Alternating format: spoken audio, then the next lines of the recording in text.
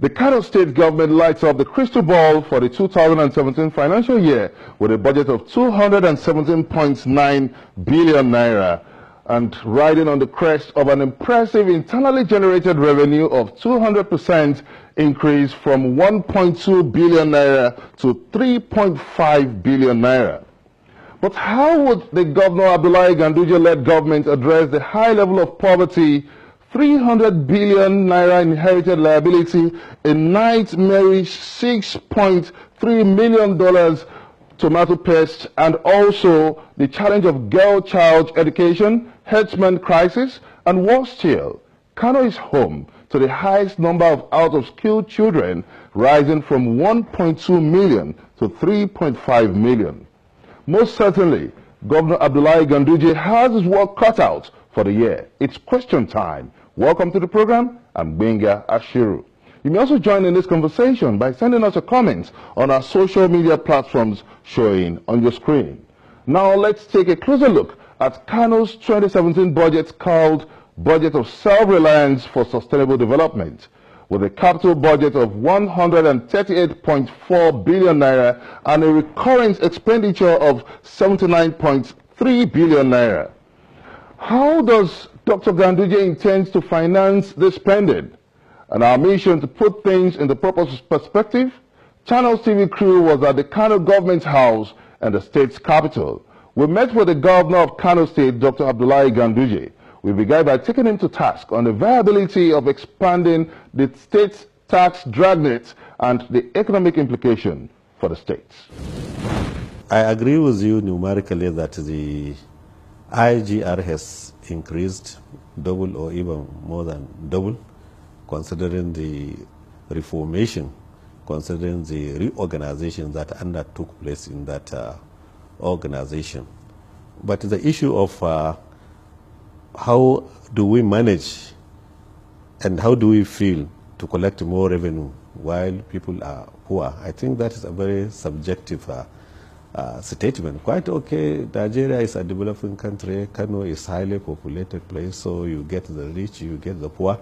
But equally the same, the issue of revenue generation is not directly connected with that issue that you have mentioned. If you look at the tradition and the culture of revenue collection in a third world country, especially in Nigeria, the issue is that less than 10% of those who are supposed to be paying tax are even, put in that tax net. So you can see that there are so many people that are supposed to be paying tax, they are not paying tax. So the issue of poverty is lack of collecting the tax that is even aggravating the poverty among the people, because government has to provide an enabling environment, government has to do a lot of empowerment, government has to do a lot of provide some incentives so that people will be able to reach their means of livelihood, will be able to get more job, will be able to, the small scale industries to be encouraged. So in a way, is the tax that you collect from people, and then in the tax that you will be able to provide an environment for people to be able to reach themselves or to improve their quality of life. Let's see the financial plan for Kano State now. You've earmarked a budget of 217 billion naira. You tagged it the budget of sustainable self-reliance, focusing on 5 key areas: education, health, works, land, and agriculture. So how do you intend to change the fortunes of the state positively with this budget? Yes, this is very interesting.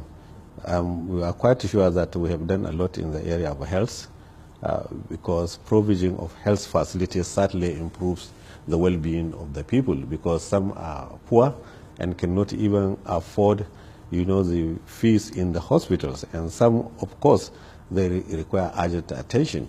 So you can see that we have succeeded in completing some major projects, especially the 2 mega hospitals that were abandoned for the last 10 years. And also, if you look at provision of infrastructure facilities, we inherited a number of projects that were not completed, and it is our responsibility to complete those major projects. So you can see that the capital budget, we have to put some part of it to the completion of some infrastructural facilities which are absolutely necessary for the state. It's surprising that there isn't much ambitious commitment in the area of security, considering the high rate of kidnapping in the state. What are your plans to stop this trend? The high rate of kidnapping, I think that one is an issue all over the country, especially that, you know, it is transiting from one crime to another. Before we had Boko Haram. The Boko Haram has been squarely checked by His Excellency, the President of the Federal Republic of Nigeria, Muhammad Buhari. But of course, you expect some fallout because of that. And also, we used to have issue of cattle rustling. That one has been curtailed. We provided some, you know, amnesty to some of the cattle rustlers, and now we don't have that incidence again. So the issue of kidnapping, I think, is a matter of graduation. Maybe some of them were armed, were Boko Haram people, but they could not be there in the northeastern part of this country, and they, you know, joined the issue of cattle rustling. That one too has been